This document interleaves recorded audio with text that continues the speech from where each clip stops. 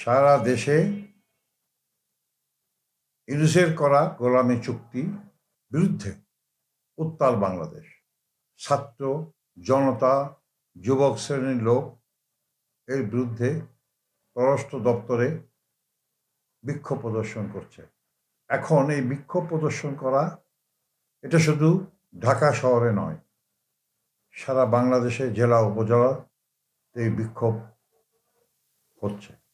কিন্তু বিরোধী দল এবং সরকারি দল এর বিরুদ্ধে সোচ্চার নয়, বরঞ্চ এর পক্ষে কথা বলছে। বিশাল ভালো চুক্তি হয়েছে, পররাষ্ট্রমন্ত্রী বলছেন, বাণিজ্য মন্ত্রী বলছেন, আরও অনেক মন্ত্রী মহোদয় এবং বিরোধী দলের নেতারা বলছেন। কিন্তু আমার প্রশ্ন, মুখ দিয়েই চাপাবাজি না করে যে চুক্তিটা হয়েছে সেই চুক্তিটা প্রকাশ করুন। বাংলাদেশে যত প্রিন্ট মিডিয়া আছে, ইলেকট্রনিক্স মিডিয়া আছে, চুক্তিটা সাধারণ মানুষের কাছে পৌঁছে দিন। তাদের রিয়াকশন দেখুন, তারা কি বলে। রুমিন ফারহানা পার্লামেন্টে এটা উত্থাপন করেছিল, মাননীয় স্পিকার মহোদয় এটাকে থামিয়ে দিয়েছেন। কিন্তু কেন? এর রহস্যটা কি? আমেরিকাকে সন্তুষ্ট করার জন্যে? আমেরিকাকে সন্তুষ্ট করার কোনো কারণ নাই। আমেরিকার কাজ হলো আপনার সাথে ব্যবসা করবে, যখন আপনি টাকা দিয়ে কিছু না কিনতে পারবেন, পরপর 3 বার পরে আপনাকে তারা আবার ফেলে দিবে, আবার আপনার বিরুদ্ধে ষড়যন্ত্র করবে।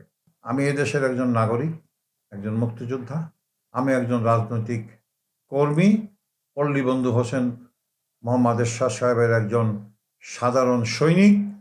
আমি দাবি করছি এই চুক্তিটা প্রিন্ট মিডিয়া এবং ইলেকট্রনিক্স মিডিয়া সহ একটা বিজ্ঞপ্তি প্রচার করুন, কত ধারা, কতটা চুক্তি, কতটা আমাদের পক্ষে, আমাদের বিপক্ষে, টোটাল চুক্তিটা আপনারা করেন। ওই টেলিভিশনের সামনে মাইক দিয়ে বলবেন, এই মিথ্যা কথাগুলি বলবেন, এগুলি চলতে দেওয়া উচিত না। এগুলো মানুষকে ধাপ্পাবাজি দেওয়া। এই ধাপ্পাবাজির থেকে বেরিয়ে আসুন এবং এই চুক্তিটা আপনারা পড়েছেন এবং আমরাও দেখেছি, আমরা আমেরিকার ওয়েবসাইট থেকে এটা নিয়েছি। আমার মনে হয় এই চুক্তিটা, আমি মাননীয় প্রধানমন্ত্রীকে বিনয়ের সাথে বলবো যে এই চুক্তি ছিঁড়ে আটলান্টিক মহাসমুদ্রে ফেলে দিন যদি দেশকে বাঁচাতে চান। এক তো মেটিকুলাস ডিজাইনের সুদখোর ইউনূস বাংলাদেশকে অর্থনৈতিকভাবে পঙ্গু করেছে দেশের জনগণকে, পঙ্গু করেছে ছাত্র সমাজ, যুব সমাজকে, পঙ্গু করেছে এদেশের আপামার জনসাধারণ এবং কৃষিভিত্তিক থেকে আরম্ভ করে সব পঙ্গু করেছে। ইউনূসের বিরুদ্ধে কোনো কথা না বলে, ইউনূসের কোনো বিচারের আওতা না এনে ইউনূসের পক্ষে আপনারা কথা বলছেন। পক্ষান্তরে কি আমরা ধরে নিতে পারি এই সরকারটা ইউনূসের যে ডিজাইন ছিল সেই ডিজাইনের উপরে চলছে? তাহলে আমরা ভোট দিলাম কেন? এই ভোট দিয়ে কোটি কোটি টাকা কেন খরচ করলাম? ফিরে আসি, হাম নিয়ে কথা বলবো। ইন্ডিপেন্ডেন্ট টেলিভিশনে দেখলাম 400-র উপরে শিশু মারা গেছেন এবং হাজার হাজার শিশু এখন মৃত্যুর সাথে যুদ্ধ করছে। এদিকে আপনাদের কোনো খেয়াল নাই। হ্যাঁ, আমের টিকা এনেছেন, সেটা পর্যাপ্ত না।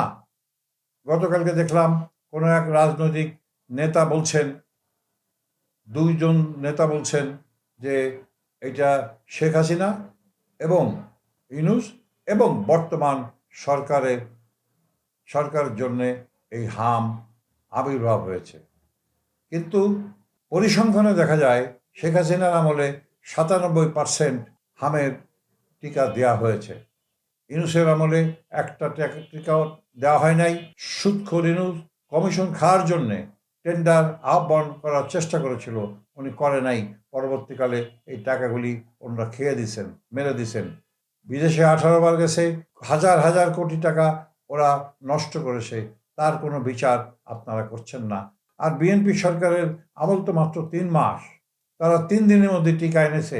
আমি বিনয়ের সাথে, আমি এই সব যে নেতারা বলছেন যে এই 3 সরকারই এটা করেছে, আসলে তা না। একমাত্র মেটিকুলাস ডিজাইনের সরকার, সুদখোর ইউনূস এই কাজটা করেছেন। বিএনপির এখানে দোষ ভার কিছু নাই। বিএনপি এসে চেষ্টা করছে, হামের জন্যে তারা অনেক চেষ্টা করছে।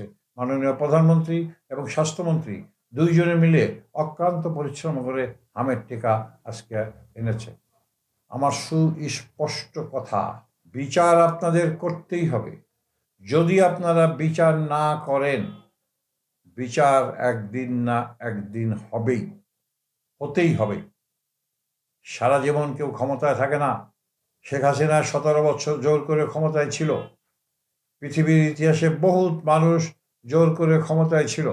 ইরাকের সাদ্দাম হোসেনও ক্ষমতায় ছিল, লিবিয়ার গাদ্দাফিও ক্ষমতায় ছিল।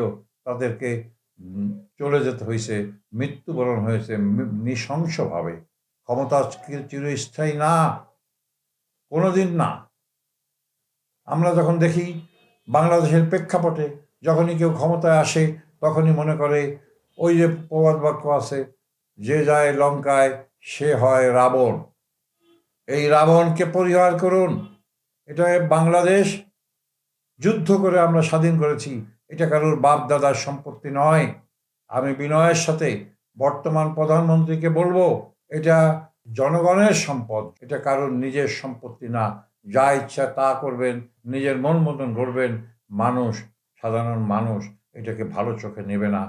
শেখ হাসিনা বলতো, আপনিও শুনেছেন, আমিও শুনেছি, দেশের মানুষ শুনেছে, শেখের বিটি পালায় না। আসলে তাকে পালাতে হয়েছে, আসলে তাকে চলে যেতে হয়েছে। আমরা মনে করি, এই দেশের জনগণ মনে করে, সঠিক বিচার করুন। অর্থনীতিকে যে পঙ্গু করেছে, এই যে মানুষ যে মৃত্যু হয়েছে, এটা পরিকল্পিত মৃত্যু। তার মানে এটা একটা হত্যা।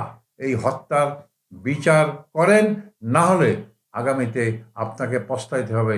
বিচারে দেশের মানুষ করবে ইনশাল্লাহ। আমার একটা ট্যাপার সাপ কথা ইউটিউব চ্যানেল আছে, আপনারা লাইক করুন, সাবস্ক্রাইব করুন এবং শুনুন। ভুল ত্রুটি হলে আমাকে কমেন্টে জানান, আমি রেকটিফাই করে নেব। সবাইকে শুভেচ্ছা ও ধন্যবাদ।